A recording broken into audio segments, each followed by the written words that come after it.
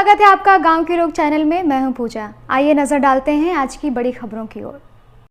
देश में चुनाव सुधार का अहम बिल मंगलवार को राज्यसभा में पास हो गया है। इस बिल को विपक्ष के हंगामे के बीच पारित किया गया। इससे पहले लोकसभा ने इसे सोमवार को ही मंजूरी दे दी थी। दोनों सदनों की मंजूरी के बाद इलेक्शन रिफॉर्म के बिल को राष्ट्रपति के पास दस्तखत के लिए भेजा जाएगा। इसके तहत वोटर आईडी कार्ड से आधार नंबर को लिंक किए जाने का प्रावधान है। इससे पहले कैबिनेट ने जब इस बिल को मंजूरी दी थी तब कहा गया था कि आधार को वोटर कार्ड से जोड़ने से फर्जी वोटर आईडी कार्ड से होने वाली गड़बड़ी रोकी जा सकेगी। सरकार ने चुनाव आयोग की सिफारिश के आधार पर ही यह फैसला किया था। उधर लड़कियों की शादी कानूनी उम्र 18 से बढ़ाकर 21 साल करने का बिल लोकसभा में पास नहीं हो सका। विपक्ष के हंगामे के बीच यह बिल संसदीय समिति के पास विचार के लिए भेज दिया गया।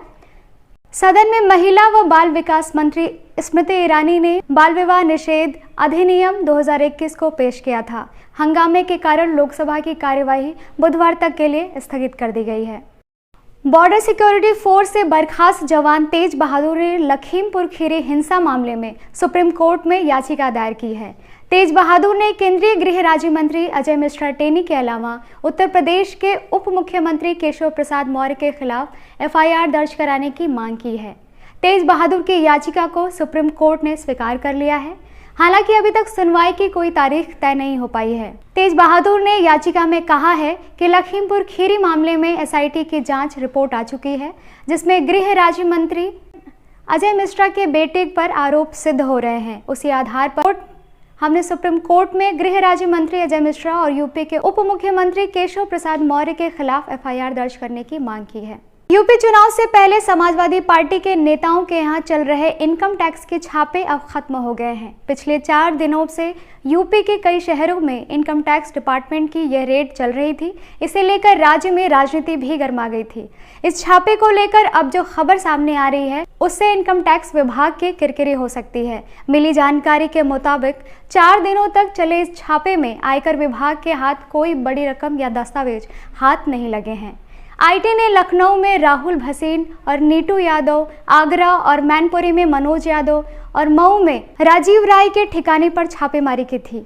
पश्चिम बंगाल विधानसभा चुनाव में टीएमसी को मिली जीत का असर कोलकाता नगर निगम में भी दिखाई दे रहा है।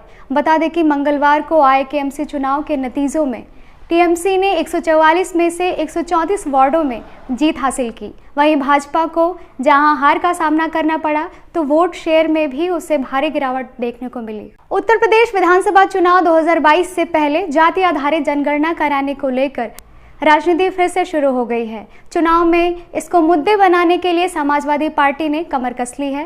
पार्टी अध्यक्ष अखिलेश यादव ने मंगलवार को कहा कि उत्तर प्रदेश विधानसभा चुनाव के बाद राज्य में पार्टी की सरकार बनने पर 3 महीने के अंदर जाति आधारित जनगणना कराकर आबादी के हिसाब से सभी को हक और सम्मान दिया जाएगा।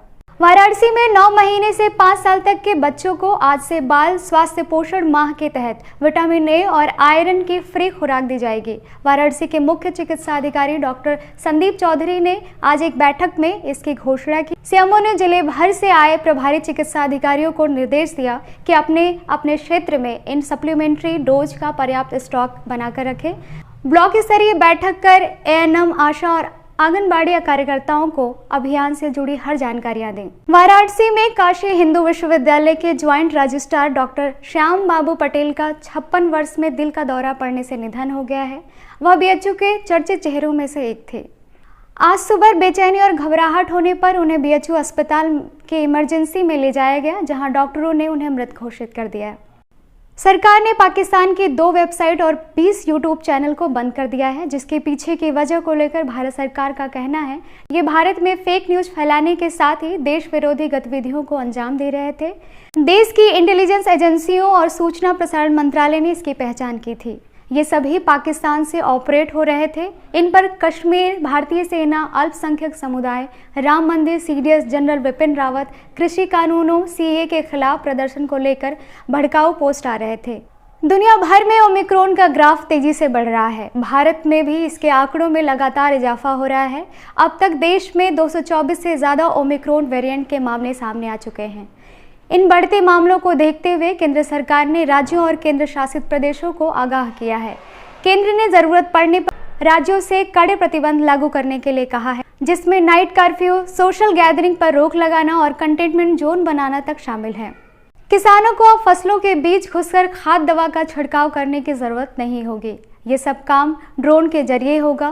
कृषि में ड्रोन के इस्तेमाल के लिए केंद्रीय मंत्री नरेंद्र सिंह तोमर ने मंगलवार को स्टैंडर्ड ऑपरेटिंग प्रोसीजर जारी किए। इसी तरह की तमाम बड़ी खबरों को लेकर हम फिर हाजिर होंगे। देखते रहिए गांव के लोग चैनल। धन्यवाद।